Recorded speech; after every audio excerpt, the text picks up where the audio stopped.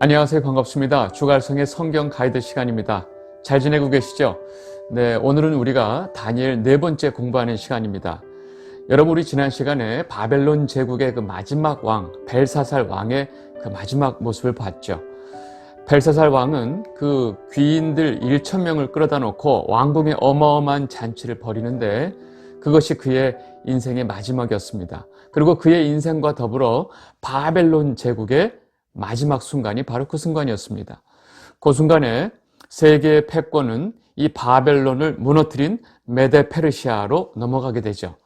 오늘 우리가 다니엘 6장을 좀 보려고 하는데 이 다니엘 6장의 배경은 5장의 그 바벨론 제국의 마지막 상황과 전혀 다른 이 메데 페르시아 제국이 통치하는 시대입니다. 완전히 배경이 다르죠? 그래서 이 제국이 확 바뀌어 있는 상황이 6장의 첫 시작입니다. 여러분, 벨사살 왕이 마지막 그 귀인들을 불러다 놓고 왕궁에 어마어마한 잔치를 벌이고 있는 동안에 이 바벨론 성은 사실 난공불락이라고 알려져 있는데 이 바벨론 성을 그 순간에 그 야밤에 침공에 들어왔던 사람이 바로 고레스입니다. 여러분, 그렇다면 고레스 왕이 바로 되었어야 하는데 이 메데와 페르시아의 어떤 나라 속의 연합국이잖아요. 고레스는 이 페르시아 사람이고 이 원래 메데의 왕이었던 그리고 자신의 장인이었던 이 다리오 왕을 이 연합국이 이 바벨론을 무너뜨리자마자 사실 첫 번째 왕의 자리를 내줍니다. 사실 그걸 통해서 이 고레스 왕은 메데 나라의 사람들의 마음을 얻게 되죠. 네. 그리고 다리오 왕은 사실은 그때 나이가 이미 많았어요. 그래서 그렇게 이 메데 페르시아 제국을 통치한 지 2년 만에 죽게 됩니다. 그리고 그 후에 비로소 고레스가 왕이 되는 거죠. 다니엘 5장 30절 31절 보겠습니다. 그날 밤에 갈대아 왕 벨사살이 죽임을 당하였고 메데 사람 다리오가 나라를 얻었는데 그때 다리오는 62세였더라. 이렇게 이제 다리오 왕이 등장을 하는데 그래서 6장의 첫 배경은 다리오 왕의 이야기서부터 시작을 합니다. 이 어마어마한 바벨론 제국을 딱 거머쥔 이 다리오 왕은요, 이 꿈이 많았던 것 같아요. 이 바벨론이 다스리던 전 지역을 120개의 도로 나눠서 통치하게 됩니다. 여러분, 120개의 도가 얼마나 큰 지역인지 아시겠어요? 우리나라가 도가 5개죠. 그죠? 미국은 그 스테이트 주가 52개고, 그럼 120개면 얼마나 큰 영역인가요? 그 당시에 이 메데 페르시아가 차지했던 그 지도를 보면 이 아시아 대륙의 이 서쪽 거의 반을 다 차지하고 있었습니다. 이렇게 120개의 도로 나눠서 다스리는데 각 도를 담당하고 있는 방백들을 세우죠. 그러니까 방백이 120명이 되겠죠. 120명의 방백을 세우는데 이 120명의 방백을 다스리는 세 총리를 두게 됩니다. 놀라운 사실은 그 세 총리 중에 한 명이 바로 다니엘이라는 사실입니다. 다니엘 6장 1절에서 2절 말씀입니다. 다리오가 자기의 뜻대로 고관 120명을 세워 전국을 통치하게 하고 또 그들 위에 총리 셋을 두었으니 다니엘이 그 중에 하나이라. 이는 고관들로 총리에게 자기의 직무를 보게 하고 왕에게 손해가 없게 하려 함이었더라. 다니엘 대단하죠? 이렇게 120명의 방백을 세우고 그 위에 3명의 총리를 세웠는데 그 중에 한 명이 다니엘이었어요. 그런데 다니엘을 보니까 이 다니엘의 지혜가 이 다른 이 총리들하고는 비교가 안 돼요. 그래서 다리오 왕은 그 중에 다니엘로 하여금 총리 중에서도 최고, 수석 총리겠죠. 최고의 총리로 세워서 전체를 다스리게 합니다. 다니엘 6장 3절, 다니엘은 마음이 민첩하여 총리들과 고관들 위에 뛰어남으로 왕이 그를 세워 전국을 다스리게 하고자 한지라. 여러분, 다니엘은요, 결국 이 새롭게 시작된 이 메데 페르시아 제국의 최고의 총리가 됐다는 사실입니다. 여러분, 벨사살 왕이 자기가 죽는 날, 바벨론 그 마지막 날에 이 다니엘이 그 벽에 쓰여진 글자를 해석하니까 너를 내가 셋째 치리자로 삼겠다. 자기 다음에 권력자로 세웠죠. 그럼 뭐예요? 바로 그날 바벨론이 끝났는데 놀라운 건 그 다음 제국인 메데 페르시아에서 사실은 다니엘이 실제로 최고의 총리가 됐다는 사실입니다. 여러분, 다니엘이 부러우신가요? 와, 나도 다니엘처럼 저렇게 뭐 이런 생각 드세요? 그러면 이제 좀 이따가 사자굴에 들어갈 준비하고 계셔야 돼요. 아셨죠? 네. 여러분, 우리가 이런 부분에 있어서 다니엘의 이렇게 인간적인 뛰어남에 집중하면 될까요? 안 될까요? 안 되죠. 여러분, 이 모든 일은 하나님의 은혜였습니다. 다니엘에게 이 모든 지혜와 민첩함을 주신 분이 바로 하나님이심을 우리가 놓치면 안 된다는 사실이죠. 여러분, 바벨론 제국에서도 느부갓네살 왕에게 신임을 받던 다니엘과 그 세 친구들 기억나시죠? 그 다니엘의 세 친구들이 느부갓네살 황제에게 엄청나게 신임을 받으니까 그 다른 정치 세력들이 이 세 사람을 엄청나게 시기하죠. 그래서 이 세 사람을 궁지에 몰아넣는 또 계략을 세워서 결국은 풀무불 속에 넣게 되는 사건이 터지는 것을 우리는 기억합니다. 그런데 이 메데 페르시아 제국으로 바뀌었어도 이러한 정치하는 인간들, 고위 인간들의 그 특성은 변하지 않아요. 자신들의 민족이 아닌, 그것도 먼저 있었던 바벨론 제국에 포로로 끌려왔던 유대인이 지금 최고의 총리를 하고 있으니까 다른 그 메데 페르시아의 이 정치인들이 다니엘을 어떻게 생각했겠어요? 굉장히 시기했죠. 그리고 저자를 어떻게든 몰아세우고 어떻게든 없애고 싶었던 거예요. 그래서 일을 꾸미게 됩니다. 다니엘 6장 4절, 이에 총리들과 고관들이 국사에 대하여 다니엘을 고발할 근거를 찾고자 하였으나 아무 근거, 아무 허물도 찾지 못하였으니 이는 그가 충성되어 아무 그릇됨도 없고 아무 허물도 없음이었더라. 여러분, 다니엘, 그 최고의 총리를 모함하고 싶어하는 그 다른 모든 총리들과 고위 관리들은 이 다니엘의 어떤 책무를 흠을 잡으려고 찾는데 없어요. 어떤 흠도 찾을 수가 없어요. 결국 이들이 생각한 거는 저 다니엘이 하나님을 섬기는 일을 이용해서 다니엘을 궁지에 몰아넣을 계략을 꾸미게 되죠. 그것이 바로 뭐냐? 30일 동안 기한을 정하고 그 기간 동안 다리오 왕 외에 어떤 신이나 사람에게 절하면 사자굴에 밥이 되게 하는 법령을 만드는 거예요. 그리고 이들이 다리오 왕을 설득시키게 됩니다. 다니엘 6장 6절에서 7절 말씀입니다. 이에 총리들과 고관들이 모여 왕에게 나아가서 그에게 말하되 다리오 왕이여 만수무강하옵소서. 나라의 모든 총리와 지사와 총독과 법관과 관원이 의논하고 왕에게 한 법률을 세우며 한 금령을 정하실 것을 구하나이다. 왕이여, 이것은 곧 이제부터 30일 동안에 누구든지 왕 외에 어떤 신에게나 사람에게 무엇을 구하면 사자굴에 던져 넣기로 한 것이니이다. 여러분, 어떤 생각이 드세요? 이 많은 메데 페르시아 이 어마어마한 제국의 고위 관료들이 이 다니엘 한 사람을 끌어내리기 위해서 이렇게 말도 안 되는 법령, 치졸한 법령을 만들어 놓고 있는 상황이에요. 그리고 놀랍게도 이 조서의 내용이 한번 통과가 되면 메데와 바사의 규례를 이용해서 이 왕조차도 이 조서를 다시 바꿀 수 없도록 만듭니다. 다니엘 6장 8절에서 9절, 그런즉 왕이여 원하건대 금령을 세우시고 그 조서에 왕의 도장을 찍어 메대와 바사에 고치지 아니하는 규례를 따라 그것을 다시 고치지 못하게 하옵소서 하매, 이에 다리오 왕이 조서에 왕의 도장을 찍어 금령을 내니라. 다리오 왕은 당시 나이가 좀 있었죠. 나이가 들어서 이렇게 엄청난 제국의 황제가 되고 어마어마한 권력을 갖게 된 이 다리오 왕을 그 둘러싸고 있는 이 고위직 관료들이 다 간신배였죠. 그리고 다리오 왕보다 높은 신도 없고 어떤 이도 없습니다 라고 하면서 아부를 하는 방식으로 지금 이 다리오 왕을 살짝 속여서 이 조서에 도장을 찍게 한 거죠. 여러분, 이 사악한 자들은요, 정말로 자기가 최고의 황제가 되고 싶어하는 이 나이든 다리오 왕을 그 마음을 이용해가지고 결국은 이 금령이 통과되고 선포되고 시행되게 됩니다. 여러분, 이런 금령이, 이 조서가 시행이 되자마자 이들이 하는 일은 바로 다니엘이 이 금령을 어기는지 안 어기는지 그것을 확인하고 이 참소할 만한 증거를 확보하는 일이겠죠.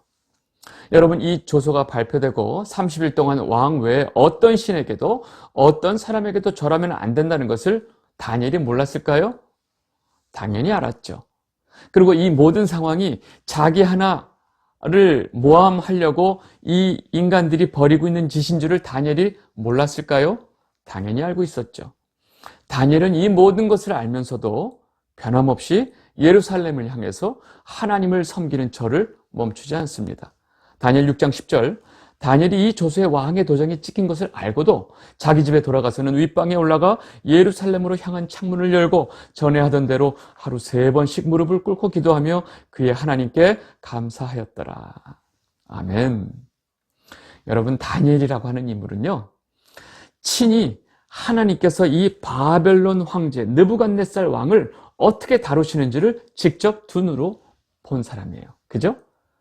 그리고 이 온 천하의 나라와 왕들을 하나님께서 그들에게 권세와 영광을 주시는 분이 바로 하나님이시라는 사실을 누구보다도 알고 있는 사람이 바로 다니엘입니다.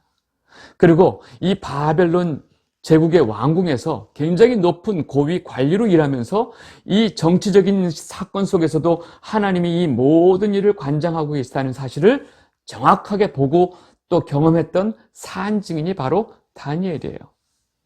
여러분, 그런 다니엘이 이제 막 제국이 돼서 신흥제국 그 메데 페르시아의 그 정치 속의 그 정치 협작꾼들의 이 계략을 다니엘이 모를까요? 다니엘은요, 이들의 이런 계략에 눈도 하나 깜짝 안 하는 거예요. 다니엘은 어느새 노년이 됐어요. 하나님이 이 상황 속에서 자기 생명을 구하여 주시옵소서. 저들이 계략을 하고 나를 참수하려고, 나를 고소하려고 지금 작정 중에 있나이다. 여호와여, 나를 구하여 주시옵소서. 이런 기도도 안 해요. 그냥 다니엘은 평상시 하던 대로 하나님께 기도하고 하나님께 감사하는 거예요. 그거 외에 다른 거 안 해요. 그리고 자기가 하나님께 기도했다는 이 사실을 가지고 자신을 참수했던 그 인간들 있죠. 상대도 안 합니다. 그리고 이들이 다니엘을 고소하고 이 다니엘을 그 다리오 왕 앞에 끌고 가는데 어떤 변명도 안 해요. 여러분, 이 금령이 다니엘을 모함하기 위한 것임을 다리오 왕은 나중에 깨달아요. 근데 어떻게 해요? 이미 자기가 도장을 찍었기 때문에 이것을 변개할 수 없어요. 그리고 자기가 너무나 좋아하고 신이 많은 이 다니엘을 사자굴에 넣을 수밖에 없는 상황이 된 거예요. 그래서 할 수 없이 다니엘을 사자굴에 넣어라 라고 명령을 하죠. 그리고 이 다리오 왕은 다니엘이 사자굴에 들어간 이후에 밤새도록 아무것도 안 하고 밥도 안 먹고 잠도 안 자면서 초조해서 하룻밤을 초조하게 기다립니다. 다니엘 6장 16절 18절 보겠습니다. 이에 왕이 명령하며 다니엘을 끌어다가 사자굴에 던져 넣은지라. 왕이 다니엘에게 이르되 내가 항상 섬기는 너의 하나님이 너를 구원하시리라 하니라. 왕이 궁에 들어가서는 밤이 새도록 금식하고 그의 앞에 오락을 그치고 잠자기를 마다하니라. 여러분, 다리오 왕이 다니엘을 얼마나 아끼고 생각하는지를 사실 알 수 있어요. 밤새도록 뜬 눈으로 지새운 다리오 왕이 그 해가 뜨자마자 그냥 사자굴로 달려가는 거예요. 그리고 슬피 소리 질러서 다니엘아 다니엘아 하는 거예요. 네, 이 분위기가 아시겠죠? 다니엘 6장 19절 20절 말씀입니다. 이튿날에 왕이 새벽에 일어나 급히 사자굴로 가서 다니엘이 든 굴에 가까이 이르러서 슬피 소리질러 다니엘에게 묻되 살아계시는 하나님의 종 다니엘아, 내가 항상 섬기는 내 하나님이 사자들에게서 능히 너를 구원하셨느냐 하니라. 여러분, 지금 다리오 왕의 마음이 느껴지세요? 너무나 절절하게 슬픈 마음으로 울부짖듯이 이 사자굴을 향해서 다니엘에게 이렇게 말을 합니다. 근데 놀랍게도 다니엘이 아주 평안한 목소리로 대답을 하는 거죠. 다니엘 6장 21절, 다니엘이 왕에게 아뢰되 왕이여, 원하건대 왕은 만수무강하옵소서.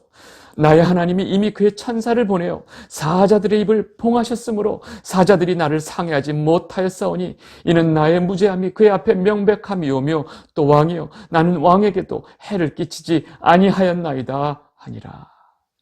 할렐루야. 여러분, 이 장면 너무 멋지죠?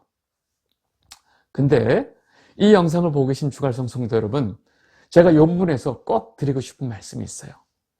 지금 우리는 여기서 하나님께서 이 굶주린 사자들의 입을 봉하시고 다니엘을 지켜주신 그 사실을 우리가 너무 드라마틱하게, 너무 극적으로 받아들이는 경향이 있어요. 왜냐하면 이 사실을 우리가 그동안 너무 오랫동안 들었으니까. 여러분, 하나님 입장에서 그것도 이 온 천지 만물을 지으시고 세상의 모든 이 운행을 하고 계신 이 전지전능한 하나님께서 그 사자 몇 마리 입을 다물게 한 게 그렇게 큰 일인가요? 아무 일도 아니죠. 여러분, 이 사자들을 하늘로 그냥 날려버릴 수도 있고, 이 사자들을 그 자리에서 다 죽여버릴 수도 있고, 이 사자들을 바깥으로 끄집어내서 왕궁을 돌아다니게 할 수도 있고, 이 사자를 코끼리도 바꿀 수 있고, 여러분, 하나님께서 뭘 못하시겠어요?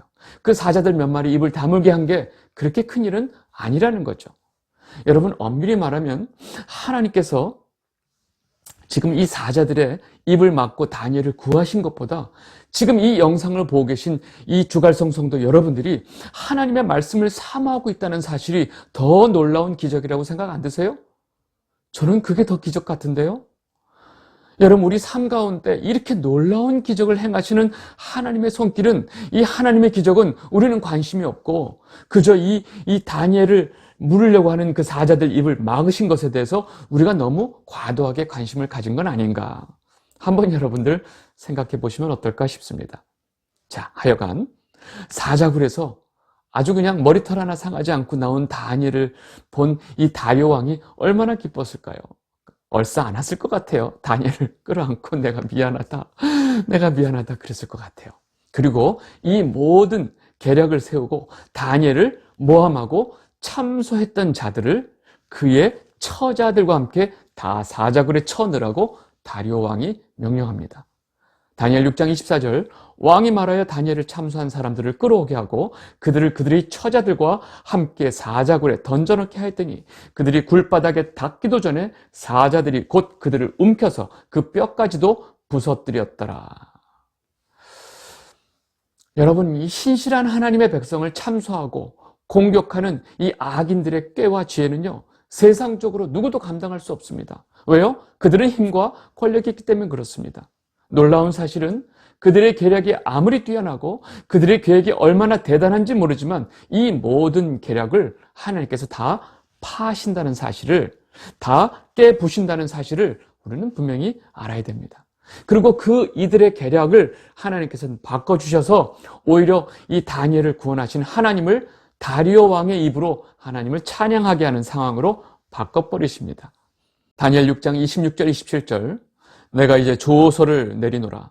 내 나라 관할 아래에 있는 사람들은 다 다니엘의 하나님 앞에서 떨며 두려워할지니 그는 살아계시는 하나님이시요 영원히 변하지 않으실 이시며 그의 나라는 멸망하지 아니할 것이요 그의 권세는 무궁할 것이며 그는 구원도 하시며 건져내기도 하시며 하늘에서든지 땅에든지 이적과 기사를 행하시는 이로써 다니엘을 구원하여 사자의 입에서 벗어나게 하셨음이라 하였더라. 아멘. 여러분, 지금 이 다리오 왕의 입으로 하나님을 찬양하고 하나님이 어떤 분인지를 그 황제의 입을 통해서 또 하나님에 대해서 고백하게 하시죠. 여러분, 그 고백의 그 찬양을 받으시는 그 하나님 아버지가 바로 우리를 사랑하시고 우리를 예수 그리스도의 십자가를 통해서 우리를 구원하신 하나님 아버지심을 여러분들 분명히 깨달으시기를 바랍니다. 여러분, 이렇게 악인들의 계략은요, 결국 온 세상 통치자가 하나님임을 선포하게 하는 역할을 했다는 사실입니다.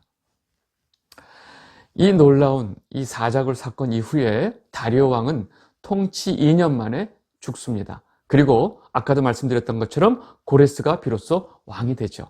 그래서 다니엘은 이렇게 고레스 왕까지 사역했다고 성경이 얘기를 했는데 그때까지 다니엘은 형통했다라고 성경이 말을 하고 있습니다. 다니엘 6장 28절, 이 다니엘이 다리오 왕의 시대와 바사 사람 고레스 왕의 시대에 형통하였더라. 여러분, 제가 이 성경 가이드 맨 앞에 창세기 공부할 때 제가 그 요셉의 형통함에 대해서 말씀드렸던 거 기억나세요? 2년 전이라 기억나실는지 모르겠지만 여러분, 성경이 말하는 형통함은 우리가 성공하고 아주 잘 되고 잘 먹고 사는 것이 아니고 하나님께서 우리와 함께 하신 것이 바로 우리의 형통함이다 라고 제가 설명해 드렸는데 기억나시죠? 창세기 39장 23절, 간수장은 그의 손에 맡긴 것을 무엇인지 살펴보지 아니하였으니 이는 여호와께서 요셉과 함께 하심이라. 여호와께서 그를 범사에 형통하게 하셨더라. 아멘. 여러분, 요셉은요, 형제들의 시기로 느닷없이 죽임을 당하려다가 죽임을 모면하고 갑자기 애굽의 노예로 팔려가서 노예 신세로 전락했어요. 그나마 시위대장 보디발의 집에서 열심히 일하고 신실하게 일하면서 신임을 얻어서 그 집안의 총무로 인정을 받았죠. 근데 어떻게 해요? 이 보디바라 아내가 또 수작을 걸어가지고 결국 이 일로 인해서 이 요셉은 왕의 감옥에 죄수의 신세가 됩니다. 여러분, 이게 형통한 모습이에요? 그런데 성경은 이런 시련을 겪고 있는 요셉을 형통하다라고 설명하고 있다는 거예요. 왜요? 요셉과 하나님이 함께 했기 때문에 그렇습니다. 이 영상을 보고 계신 주갈성 성도 여러분, 오늘 본 것처럼 하나님을 제일 두려워하고 하나님 앞에 믿음을 지키는 자는 반드시 이 세상에서 우리가 이해할 수 없고 불합리하고 알 수 없는 그런 모함과 고난이 끊임없이 있다는 사실을 우리는 분명히 알아야 됩니다. 그러나 중요한 사실은 이 온 세상을 통치하시고 이 온 세상을 재판하시는 그 재판관은 바로 우리의 하나님 아버지시라는 사실입니다. 무슨 말이 더 필요하겠습니까? 조갈성 성도 여러분 모두에게 이 요셉의 형통함, 그리고 이 다니엘의 형통함이 있게 되기를 진심으로 바랍니다. 오늘 말씀 여기까지 하도록 하겠습니다. 감사합니다.